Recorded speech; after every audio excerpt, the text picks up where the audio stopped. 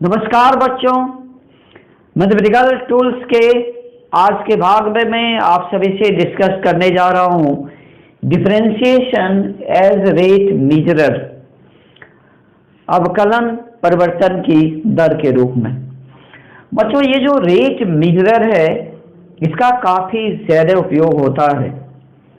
जैसे हम सभी यह पढ़ते हैं कि time rate of change of displacement is velocity, time rate of change of velocity is acceleration, time rate of change of momentum is force.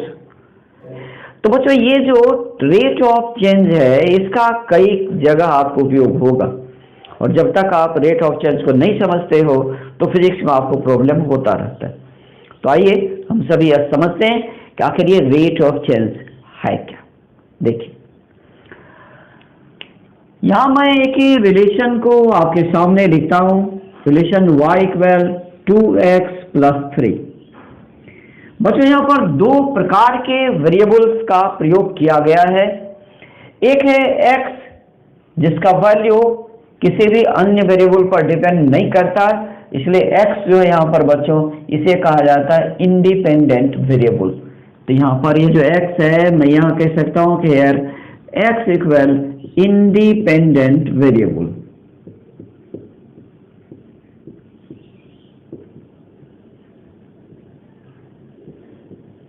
और फिर यहाँ पर एक दूसरा वेरिएबल है बच्चों, वह y की वैल्यू x की वैल्यू पर डिपेंड करेगा, क्योंकि जब आप x की वैल्यू रखोगे तो y का वैल्यू उसके आधार पर फाइंड आउट होता है।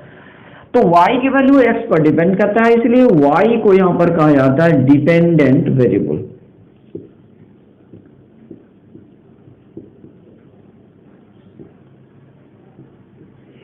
अब आप बच्चों यहां पर ध्यान से देखिए, जब x का वैल्यू चेंज करेगा तो फिर y का वैल्यू भी चेंज करेगा।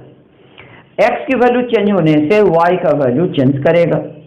अब ये जो y है जिसे डिपेंडेंट वेरिएबल हम सभी कहेंगे, उसकी वैल्यू x की वैल्यू के साथ किस प्रकार चेंज करता है, y की वैल्यू x की वैल्यू के साथ किस प्रकार चेंज करता है, वही y का रेट ऑफ चेंज कहलाता x के रिस्पेक्ट में। तो लोग कह सकते हैं how the value of dependent variable changes with respect to independent variable is known as rate of change, is known as rate of change। चलिए मैं इसे लिख देता हूं, how the value of a dependent variable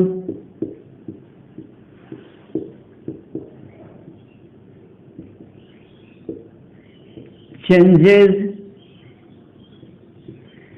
with respect to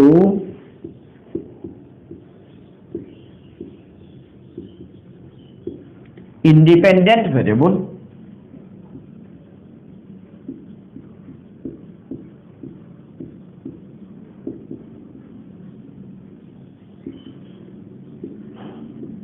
is called rate of change, is called rate of change।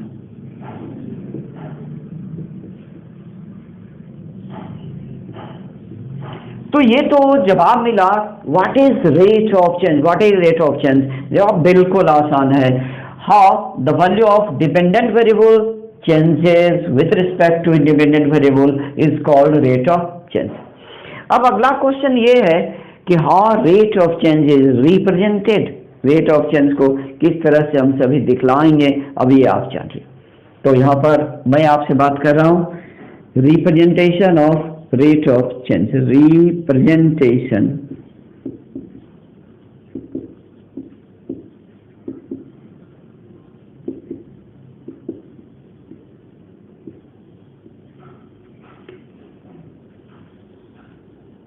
इससे पहले यहां पर मैंने आपसे बात किया था what is rate of change, अब मैं बात कर रहा हूं representation of rate of change. तो बच्चों ऐसा है कि ये जो रेट ऑफ चेंज है, rate of change of y with respect to WRT mean with respect to x is denoted as dy by dx। तो बच्चों ये जो y का रेट ऑफ चेंज है x के रिस्पेक्ट में, y का जो रेट ऑफ चेंज होगा x के रिस्पेक्ट में, इसे dy बाय dx लिखा जाता है, dy बाय dx लिखा जाता है।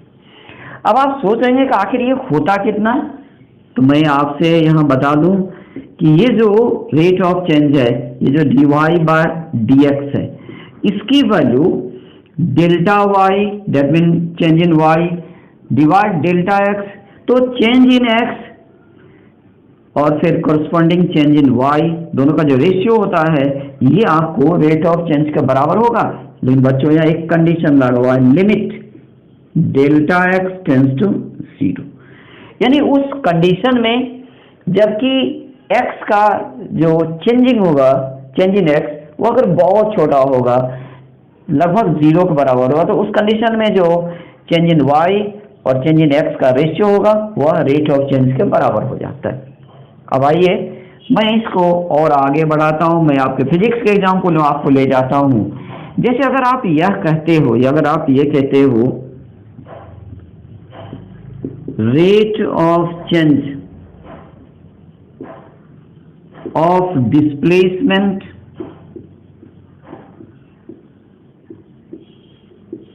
with respect to time, is velocity rate of change of displacement with respect to time is velocity, then we should write velocity v is equal to dr by dt।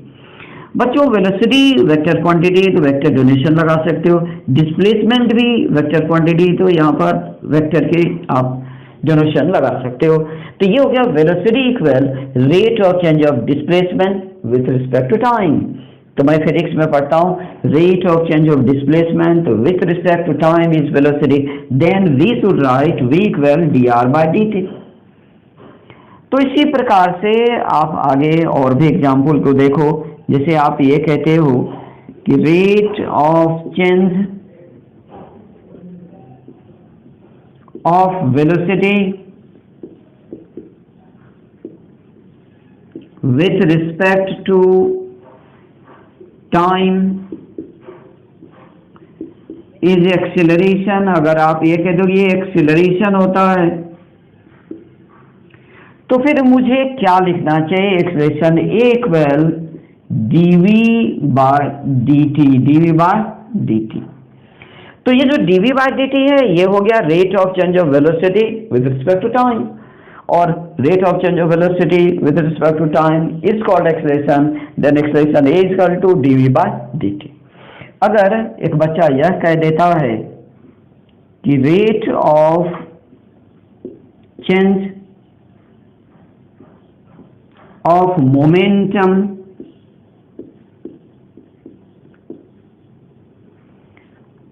with respect to time is force। अगर यह कहा जाए कि rate of change of momentum with respect to time is force, then we should write force F equal dp by dt।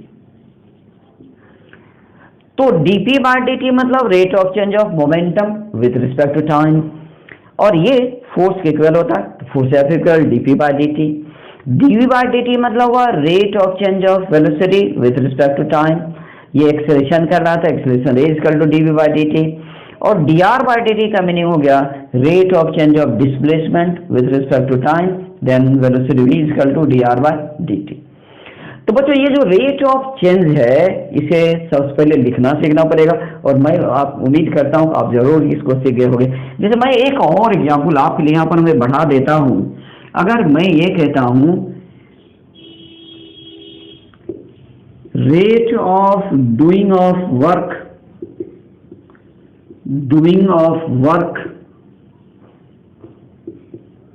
Is power, rate of doing of work is power, then power P equal D W by D T, power P equal to D W by D T. W is work, T is time. अगर आप ये कहते हो कि rate of flow of charge, rate of flow of charge is electric current, is electric current, is electric current। तो बच्चों electric current I equal क्या लिखा जाएगा, D Q by D T, D Q by D T. तो Q charge है, तो rate of flow of charge D Q by D T and is called electric current, then I equal D Q by D T. तो बच्चों यहां पर मैंने आपसे यह डिस्कस किया what is rate of change, what is rate of change and how rate of change is represented। अब अगला क्वेश्चन है कि how rate of change is measured। तो कुछ ऐसा है कि ग्राफ में जो रेट ऑफ चेंज होता है उसके मेजरमेंट हम सभी टेंजेंट के द्वारा करते हैं, और जो रिलेशन होता है, दो वेरिएबल के बीच में रिलेशन आता है, उसकी रेट ऑफ चेंज को डिफरेंशियल कोफिशिएंट के द्वारा करते हैं, यानी डिफरेंशिएशन की प्रोसेस से उसे कैलकुलेट किया जाता है। तो बच्चों अब आपके दिमाग में ये बात तो जरूर आ रहा होगा कि व्हाट इज डिफरेंशिएशन।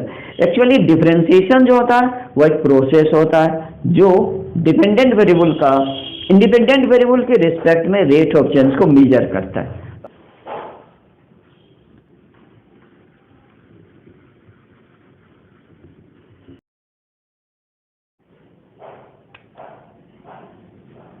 आइए बच्चों हम सभी देखते हैं कि what is differentiation.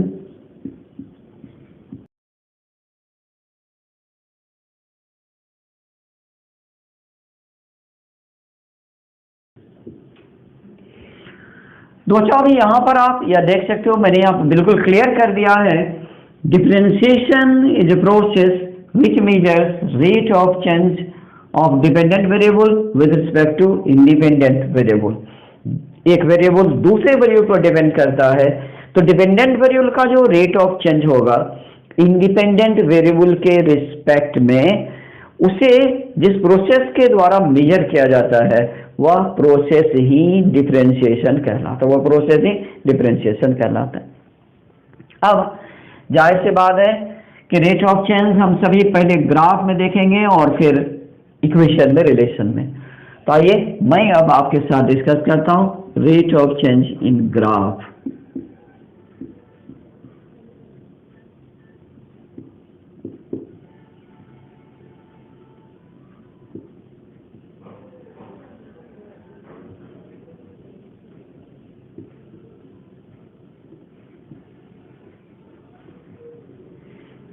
Rate of change in a graph।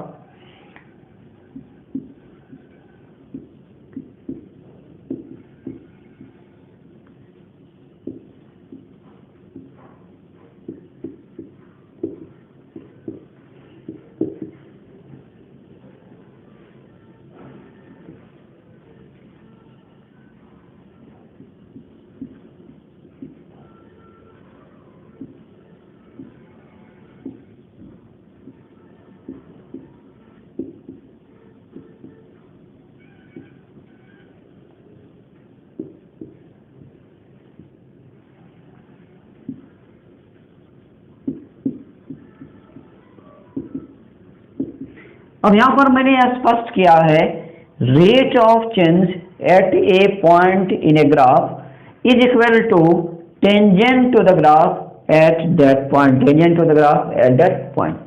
अब आप इसे यहां आप एग्जाम्पल के द्वारा समझ सकते हो, जैसे मैं यहां पर x और y के बीच रिलेशन को स्पष्ट कर रहा हूं, जैसे ये y एक्सिस है और ये x एक्सिस, और अगर ग्राफ इस प्रकार का है, इस ग्राफ के किसी पॉइंट पर मान लो कि एक पॉइंट है, जिस पॉइंट पर ये पॉइंट ए है, और इस पॉइंट ए पर आप जानना चाहते हो कि रेट ऑफ चेंज क्या है y का x के रिस्पेक्ट में। तो बच्चों यहां पर करना क्या है, इस पॉइंट ए पर आपको टेंजेंट खींचना।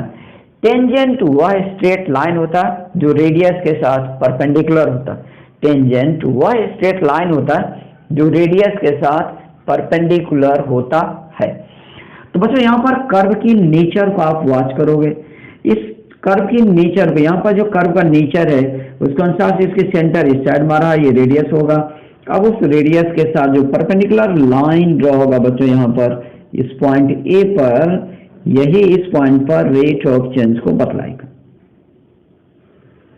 तो यहाँ जो लाइन मैंने यहाँ पर खींचा है, ये जो डॉटेड लाइन देख रहे हो, एक्चुअली यही टेंजेंट है। ये क्या है?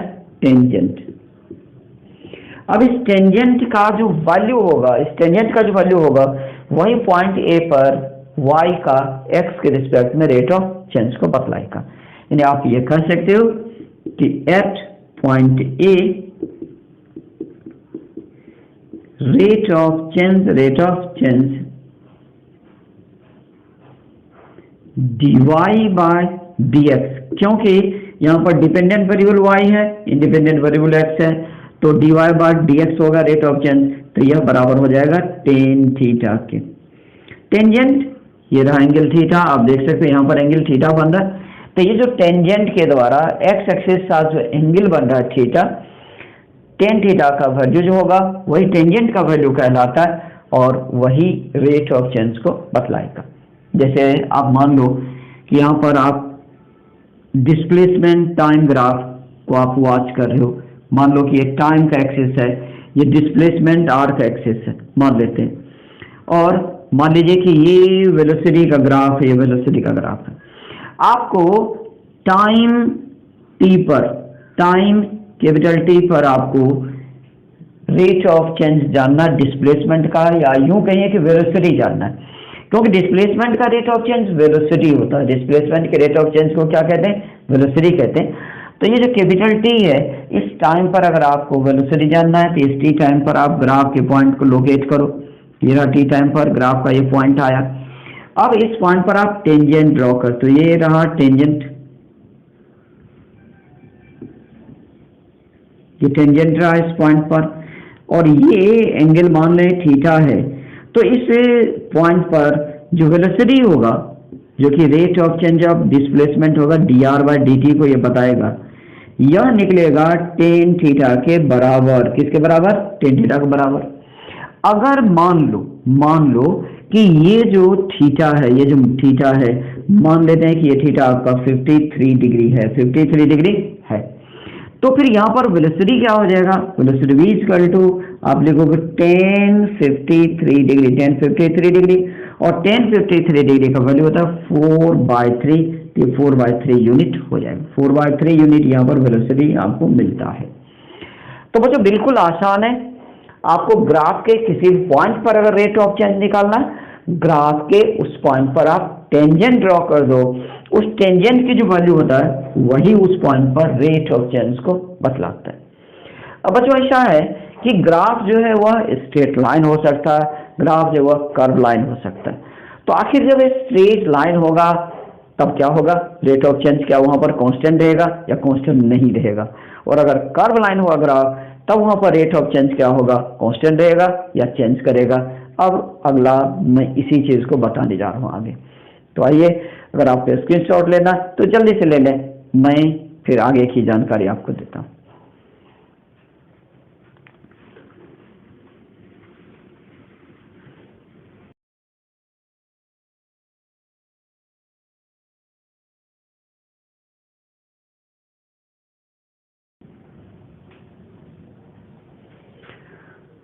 आइए बच्चों, अब हम सभी देखते हैं कि जब एक ग्राफ स्ट्रेट लाइन होगा तो उस कंडीशन में रेट ऑफ चेंज कितना होता है।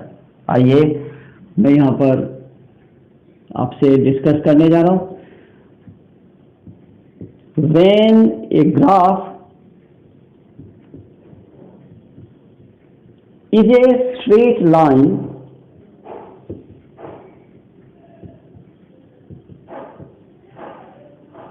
then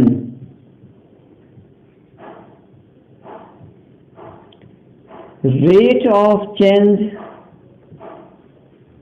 is constant, rate of change is constant।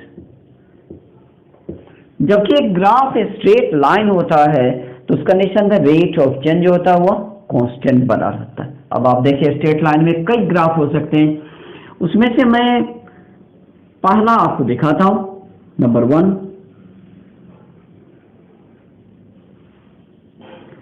अगर ग्राफ इस टाइप का, जिस मान लीजिए वाई एक्सिस, ये एक्स एक्सिस है और ये एक्स वाई ग्राफ है, तो यहाँ पर आप देख सकते हो ये जो ग्राफ है यह independent variable x, independent variable x, इसके साथ ये पैरेलल आ रहा है, इसके साथ क्या है, पैरेलल।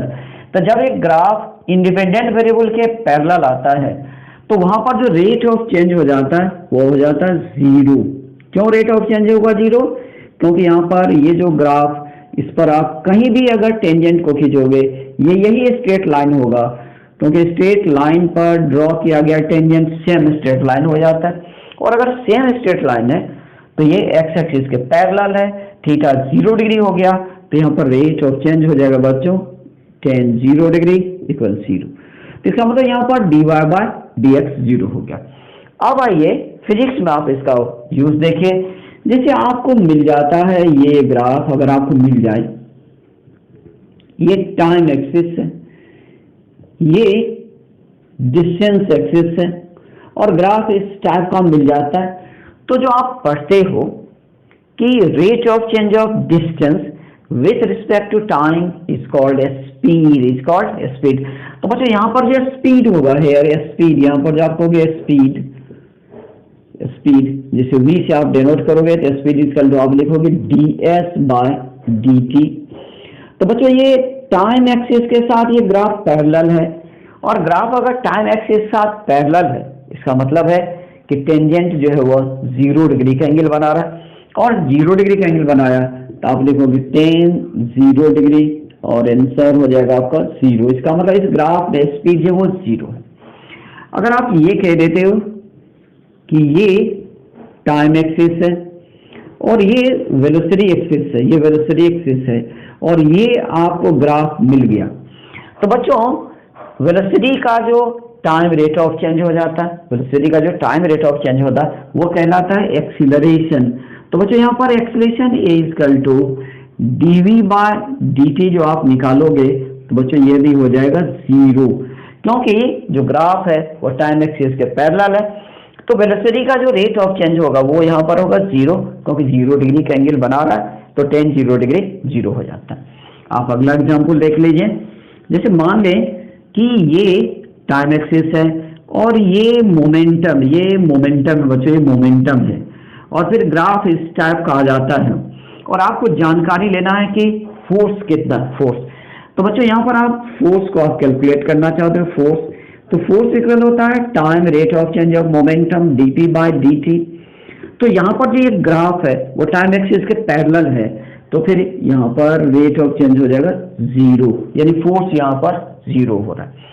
अगर मान लो कि ये आपका टाइम एक्सिस है और ये जो एक्सिस है ये वर्क डन को बता रहा है, ये वर्क डन को बता रहा है, और ग्राफ जो है वर्क और टाइम का ग्राफ इस प्रकार का आ रहा है, और आपसे यह पूछा जाए what is value of power, what is the value of power. बस ये जो पावर यहाँ से आप कैलकुलेट करोगे पावर, इसे आप कहोगे dw by dt rate of doing of work, और ये भी 0 हो जाएगा क्योंकि यहाँ पर टेंजेंट जो है वो 0 डिग्री का एंगल बना रहा है, तो टेंजेंट का वैल्यू 0 होगा। तो बच्चों ये स्ट्रेट लाइन है, ये सभी स्ट्रेट लाइन ग्राफ है, और स्ट्रेट लाइन जब भी इंडिपेंडेंट वेरिएबल के पैरेलल हो जाता है तो रेट ऑफ चेंज 0 हो जाता है। जैसे यहाँ पर डिस्टेंस का टाइम के रिस्पेक्ट रेट ऑफ चेंज हो गया 0, इसलिए स्पीड 0। यहाँ पर वेलोसिटी का टाइम के रिस्पेक्ट में रेट ऑफ चेंज हुआ 0, इसलिए एक्सेलरेशन 0।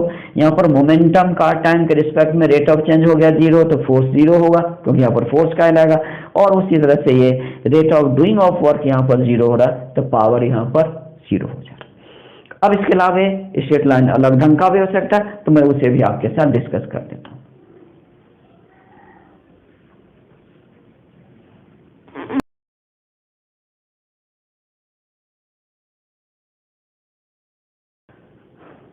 अब देखिए बच्चों, अगर ग्राफ इस टाइप का हो जाए, ये जो ग्राफ है ये टाइम एक्सिस के पैरेलल नहीं है, पैरेलल बिल्कुल नहीं है, तो फिर आखिर ये एक्स एक्सिस के साथ, ये ग्राफ जो एक्स एक्सिस के पैरेलल नहीं है, तो एक्स एक्सिस के साथ कितना एंगल बनाएगा, तो ये एंगल हो गया थीटा, ये एंगल क्या हो गया थीटा। तो फिर यहाँ पर जो dy बाय dx होगा ये इक्वल हो जाएगा tan थीटा के, ये जगह हो जाएगा tan थीटा के, और थीटा जो है वह स्मॉलर देन 90 डिग्री है, 90 डिग्री से छोटा एंगल यहाँ पर, और tan का वैल्यू 90 से छोटा एंगल होने पर पॉजिटिव होता है, और चूंकि थीटा यहाँ पर चेंज नहीं कर रहा है तो कांस्टेंट है, तो यहाँ पर ये हो जाएगा पॉजिटिव कांस्टेंट, पॉजिटिव कांस्टेंट।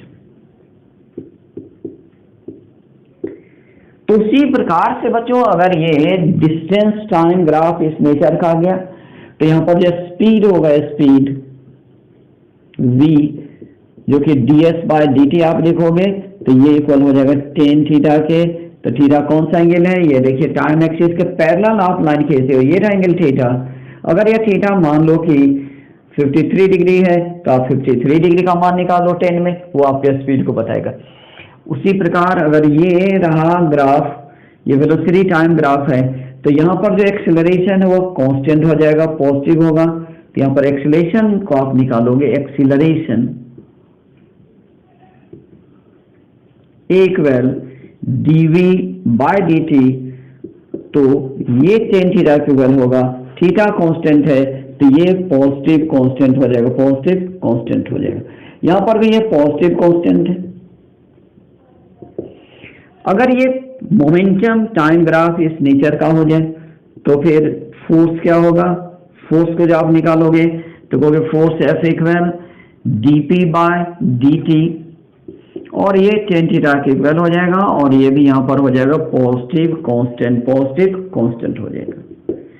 उसी तरीके से इसकी ग्राफ अगर इस टाइप का हो जाए तो वो जो यहाँ पर जो पावर होगा वो tan थीटा के बराबर हो जाएगा, या power P equal to dw/dt, और ये भी आपका tan थीटा के इक्वल कांस्टेंट है, ये पॉजिटिव कांस्टेंट होगा, पॉजिटिव कांस्टेंट। तो ग्राफ अगर इस नेचर का आ जाता है जिसमें कि आप देख रहे हो ये स्टीप अप है, स्टीप अप, ये ऊपर उठ गया, ये स्टीप अप है, इस तरह का ग्राफ है, तो फिर इस ग्राफ में रेट ऑफ चेंज होता है वो पॉजिटिव होता है और कांस्टेंट बना रहता है। तो जब भी ये स्ट्रेट लाइन ग्राफ होगा तो रेट ऑफ चेंज कांस्टेंट तो होगा ही, और अगर एंगल 90 डिग्री छोटा आ रहा है तो पॉजिटिव भी होगा। अब इसके बाद मैं अगले नेचर को बताने जा रहा हूँ, ये ग्राफ किस तरह का हो सकता है।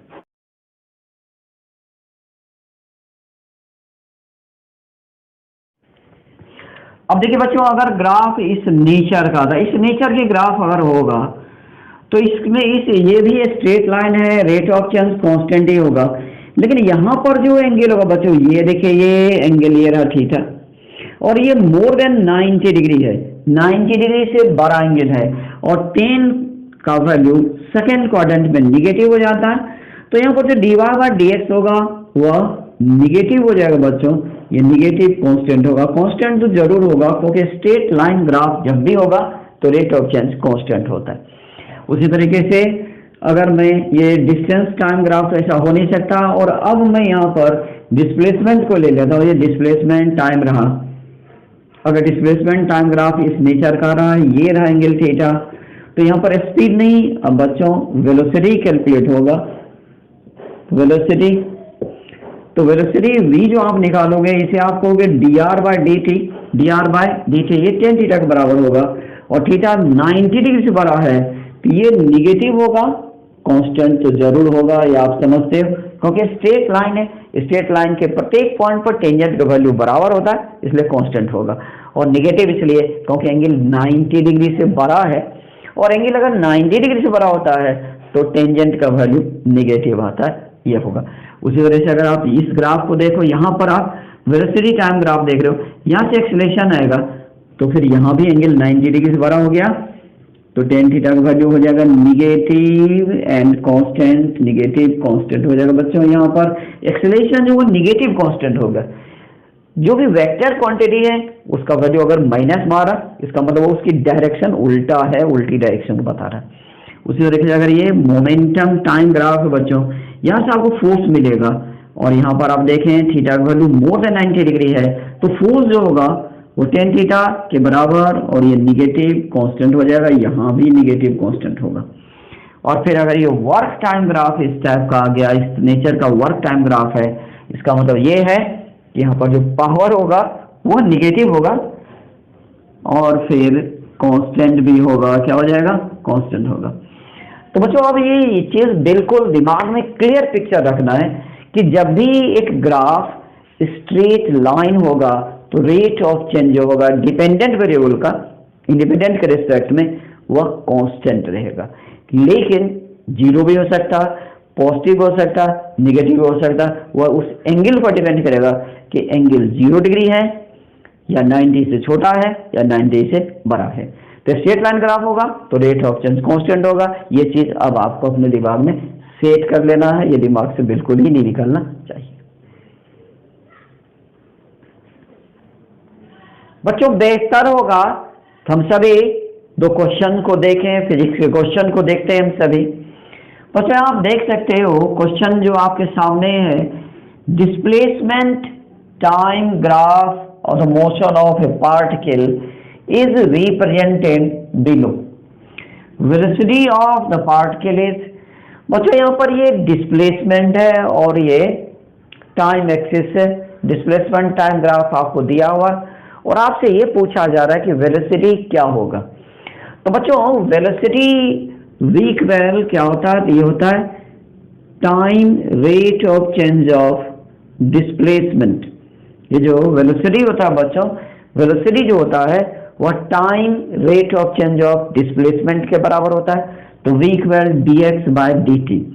अब बच्चों हमने पढ़ा है कि किसी भी ग्राफ में जो रेट ऑफ चेंज होता है वह टेंजेंट की वैल्यू के बराबर होता है और स्ट्रेट लाइन ग्राफ में रेट ऑफ चेंज कांस्टेंट रहता है। तो जैसा कि मैंने आपको बताया है कि स्ट्रेट लाइन ग्राफ में रेट ऑफ चेंज कांस्टेंट रहता है। तो एक बात तो क्लियर है, इस ग्राफ में वेलोसिटी कांस्टेंट होगा। तो आखिर होगा कितना बच्चों? तो ये निकलता है टेन थीटा से, टेंजेंट की वैल्यू से।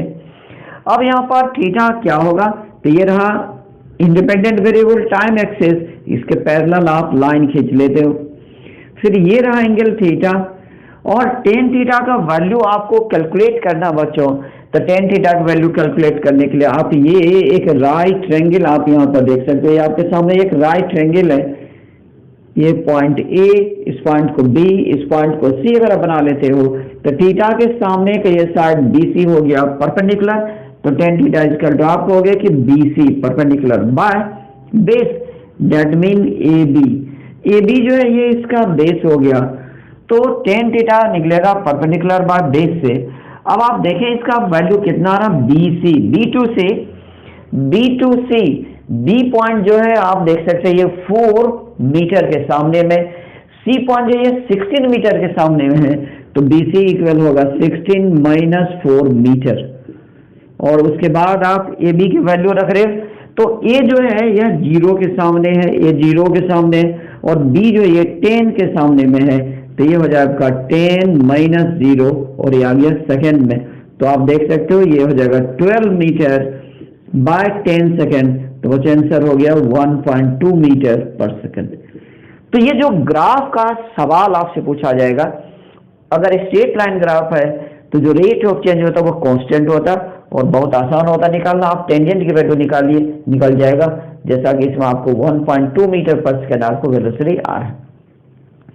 बच्चों अब दूसरा क्वेश्चन आप देखें, दूसरा क्वेश्चन आपके सामने, momentum time graph of the motion of A particle is given below, force on the particle is. बच्चों ये मोमेंटम एक्सिस है, ये मोमेंटम है जो न्यूटन सेकंड में दिया हुआ है और ये टाइम एक्सिस है जो कि सेकंड में आपको दिया गया और आपसे कहा गया कि फोर्स कितना होगा। तो बच्चों आप देखें फोर्स इक्वल क्या होता था? फोर्स इक्वल होता है time rate of change of momentum dp by dt। तो फिर ये भी तो टेंजेंट से ही निकलेगा और ग्राफ चूंकि ये स्ट्रेट लाइन है तो इसका मतलब फोर्स जो वो कांस्टेंट है, कितना होगा? तो आइए बच्चों ये जो इंडिपेंडेंट वेरिएबल है टाइम, इसके पैरेलल आप यहाँ पर एक लाइन खींच लीजिए तो फिर ये वाला एंगल हो गया थीटा। अब आप वही काम कर लो, मान लो ये पॉइंट ए है, ये पॉइंट बी है और ये पॉइंट सी है। तो टेन थीटा इक्वल आप क्या कहोगे? BC by AB perpendicular by base. अब आप यहां पर देखें B पॉइंट जो है वो 8 न्यूटन सेकेंड के बराबर है। C जो ये बता रहा है 32 न्यूटन सेकेंड को, तो यह लिखाएगा 32 माइनस 8 और ये न्यूटन सेकेंड में एक्सिस है, डिवाइड AB। ए पॉइंट जो ये 0 सेकेंड को बता रहा है और बी जो ये 8 सेकेंड को बता रहा है, तो आप यहाँ पे लिखेंगे 8 माइनस 0 और ये आ गया सेकेंड में। तो बच्चों आज कितना आ रहा है 32 minus 8 that mean 24 Newton second. और फिर आप डिवाइड कर रहे हो 8 सेकेंड से, तो जाहिर है कि 24 डिवाइड 8 ये आपका हो जाएगा 3.0 न्यूटन। तो बच्चों यहाँ पर इस ग्राफ में जो फोर्स का वैल्यू निकल करके आ रहा है वो हो गया 3.0 न्यूटन। ये देखिए ऑप्शन सी इसमें बिल्कुल सही आ गया, इसमें ऑप्शन बी सही है और इसमें ऑप्शन सी आ गया। तो आप बिल्कुल नहीं घबराएंगे, आपको घबराने की कोई भी आवश्यकता बिल्कुल नहीं है। अगर स्ट्रेट लाइन ग्राफ है तो बस आपको कुछ नहीं करना है, आपको टेंजेंट की वैल्यू निकालना है और tangent that mean rate of change वह जिस क्वांटिटी को बताता है उस क्वांटिटी की वैल्यू आप आसानी से निकाल सकते हो, कोई प्रॉब्लम नहीं है। इसके अलावा स्ट्रेट लाइन ग्राफ और भी हो सकते हैं और ये एक प्रोसेस है जिस प्रोसेस से कि आपको रेट ऑफ चेंज को निकालना है और आप रिक्वायर्ड फिजिकल क्वांटिटी की वैल्यू का आप निकाल सकते हो। आइए मैं आपके सामने 2 और क्वेश्चन रखता हूं, बेहतर होगा आपके लिए। बच्चों ये रहा क्वेश्चन, अब आप देख सकते हो displacement time graph of the motion of A particle is represented below, velocity of the particle is. बच्चों इस बार जो आपको डिस्प्लेसमेंट टाइम ग्राफ दिया हुआ है वह ग्राफ आप देखें बिल्कुल बदला हुआ है। ग्राफ स्ट्रेट लाइन है तो जाहिर सी बात है कि रेट ऑफ चेंज कांस्टेंट होगा अर्थात वेलोसिटी कांस्टेंट होगा, ये तो क्लियर है। आखिर होगा कितना? अब इस ग्राफ की टेंजेंट की वैल्यू अगर आप निकालते हो बच्चों तो वो क्या होगा, ये रहेगा थीटा। और अगर ये थीटा एंगल है, इस एंगल को मैं अल्फा मान लेता हूं, तो चलिए यहां पर जो वेलोसिटी v होगा जिसे आप ये कहोगे कि dx बाय dt ये tan थीटा के इक्वल होगा। लेकिन बच्चों tan थीटा आप नहीं निकाल सकते हो, इस ट्रायंगल में आप tan अल्फा को निकालोगे और आप देखें theta equal to 180 minus alpha होगा। थीटा इक्वल क्या हो जाएगा 180 माइनस अल्फा, तो इसे आप लिखना पड़ेगा tan 180 माइनस अल्फा। ये सेकेंड क्वाड्रेंट में एंगल है तो डेफिनेटली यह लिखाएगा -10 अल्फा -10 अल्फा। और बच्चों आप देख सकते हो tan अल्फा को वैल्यू निकालना तो आप इस ट्रायंगल से निकाल सकते हो, ये राइट ट्रायंगल है। चलिए आप इस पॉइंट को मान लो कि ये पॉइंट ए है, ये पॉइंट बी है और ये पॉइंट सी है। तो इस ट्रायंगल में tan अल्फा के लिए जो परपेंडिकुलर होगा वो होगा AC और बेस क्या होगा वो होगा AB। तो अब आप वैल्यू रखिए, ये रहा माइनस AC की वैल्यू अगर आपको रखना है, माइनस आप ले लेते हो AC, A 0 पर है और C है 16 मीटर पर, तो आप लिखोगे 16 माइनस 0, ये रहा मीटर में, डिवाइड A पॉइंट जो ये 0 को बता रहा है और B यहाँ पर आपको 10 सेकेंड पर बता रहा है, तो यहाँ आप लिखते हो 10 माइनस 0 सेकेंड। तो बच्चों यार -16 बाय 10 मीटर पर सेकंड हो गया, आंसर आपका हो गया -1.6 मीटर पर सेकंड। तो बच्चों मैंने आपको बतलाया है कि ग्राफ का अगर ये नेचर होता है तो वहाँ रेट ऑफ चेंज निगेटिव होता है और कांस्टेंट होता है। तो कांस्टेंट है इन मैग्नीट्यूड 1.6 मीटर पर सेकंड और फिर माइनस साइन क्या बता रहा है कि जो मोशन है वो x निगेटिव डायरेक्शन में है, तो किसी वेक्टर के साथ जो माइनस साइन आता है वो उसकी डायरेक्शन को बताता है, वो उसके मैग्नीट्यूड का भाग नहीं होता है। आंसर यहाँ पर आ रहा है -1.6 मीटर पर सेकंड। अब इस ग्राफ में आप देखें बच्चों, correct work done time graph of the motion of A particle is given below, power usage. अब इस ग्राफ में अगर आप देखेंगे ये वर्क डन का एक्सिस है और ये टाइम का एक्सिस है। बच्चों यहाँ पर ये जो ग्राफ है यह इंडिपेंडेंट वेरिएबल अर्थात ये जो टाइम एक्सिस है इसके बिल्कुल पैरेलल है, और अगर पैरेलल हो तो थीटा 0 डिग्री हो जाएगा। यानी यहाँ पर जो आप निकालोगे पावर P जिसको आप कहोगे rate of doing of work dW by dt, तो बच्चों यह इक्वल हो जाएगा tan 0 डिग्री, तो आंसर हो जाएगा 0। तो पावर यूज जो हो रहा है वो यहाँ पर 0 वाट हो रहा है। तो मैंने आपको स्ट्रेट लाइन में 3 नेचर का ग्राफ मैंने आपको बता दिया है और मैं अपेक्षा करता हूँ कि आप इसको जरूर समझे होंगे।